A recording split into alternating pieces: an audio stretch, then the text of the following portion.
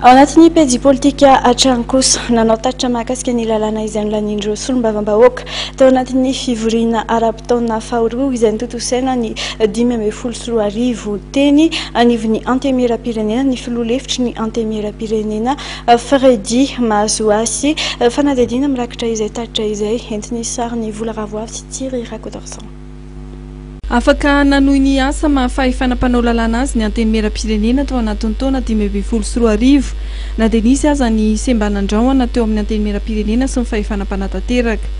Lalàna lehibe ary manandanja fampandrosoana amin'ny firenena enina amby telopolo ny lanian'ny antenimera-pirenena nandritra ny fivoriana ara-potoana faharoa ny taona 2024 araka ny tatitra nataon'ny filoha-hevitry ny antenimera-pirenena Fredy Mazoasy. Anisany misongadina ao anatin'izany lalàna amin'ny feno tetim-bolam-panjakana enina amby folo sy roa arivo, ny lalàna amin'ny feno fiara-miasa amin'ny fanjakana sy ny sehatra sy miankina, eo ihany koa ny lalàna mikasika amin'ny fanajariana ny tany, ny lalàna momba ny jony, ny fitsarana manokana amin'ny sanandrarandramena.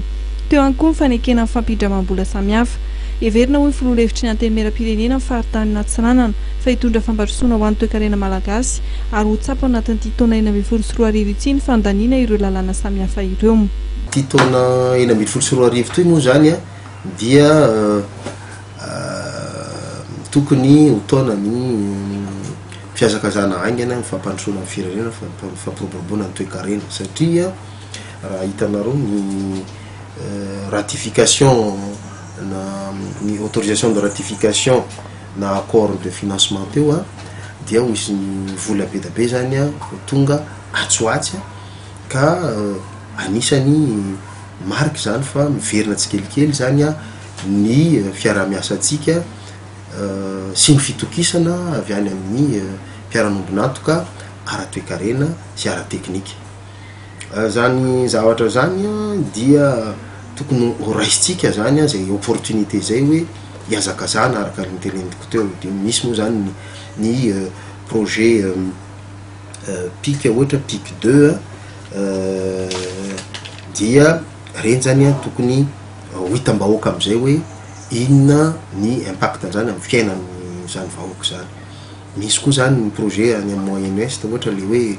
projet des jeunes entrepreneurs du Moyen Ouest na projet RMO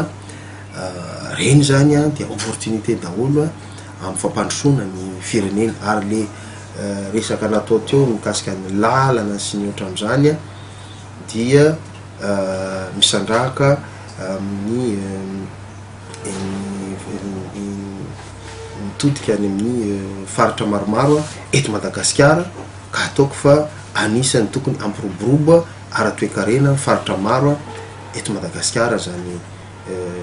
zavatra miseho zany. Ary teneniko aminareo fa raha ohatra ka mitombina tsara ny fahatongavan'ireo vola reo sy ny fahatongavan'ny mpampiasa vola aty amintsika